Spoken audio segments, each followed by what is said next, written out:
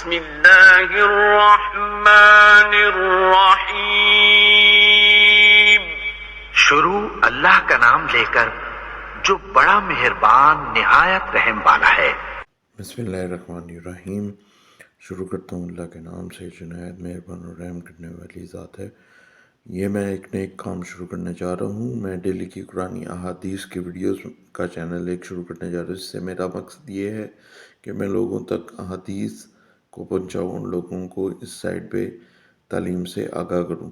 تو پلیز میرا اس میں ساتھ دیجیے گا، میرے اس چینل کو سبسکرائب کیجیے، نیچے دیے گئے بٹن پہ کلک کریں، بیل آئیکن پہ بھی کلک کریں، اور ساتھ ہی ساتھ لائک کمنٹ شیئر ضرور کیجیے گا تاکہ یہ کام ہم آگے پھیلا سکیں۔ اور آپ بھی پلیز اپنا شیئر ڈالیے گا، آپ کی دعاؤں کی بہت ضرورت ہے، پلیز دعا بھی کیجیے گا اور میرے اس نئے کام میں میرا ساتھ دیجیے۔ شکریہ، مہربانی۔ السلام علیکم۔ یہ آج ہماری دوسری ویڈیو آن ہونے جا رہی ہے۔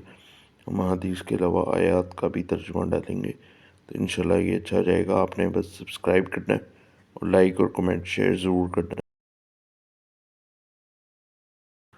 آپ صلی اللہ علیہ وسلم نے وحی کے رک جانے کے زمانے کے حالات بیان فرماتے ہوئے کہا کہ ایک روز میں چلا جا رہا تھا کہ اچانک میں نے آسمان کی طرف ایک آواز سنی اور میں نے اپنا سر آسمان کی طرف اٹھایا۔ کیا دیکھتا ہوں کہ وہی فرشتہ جو میرے پاس غار حرا میں آیا تھا وہ آسمان و زمین کے بیچ میں ایک کرسی پر بیٹھا ہوا ہے۔ میں اس سے ڈر گیا اور گھر آنے پر میں نے پھر کمبل اوڑھنے کی خواہش ظاہر کی۔ اس وقت اللہ پاک کی طرف سے یہ آیات نازل ہوئیں: اے لحاف اوڑھ کر لیٹنے والے، اٹھ کھڑا ہو اور لوگوں کو عذاب الہی سے ڈرا اور اپنے رب کی بڑائی بیان کر، اور اپنے کپڑوں کو پاک صاف رکھ اور گندگی سے دور رہ۔ اس کے بعد وہی تیزی کے ساتھ پے در پے آنے لگی۔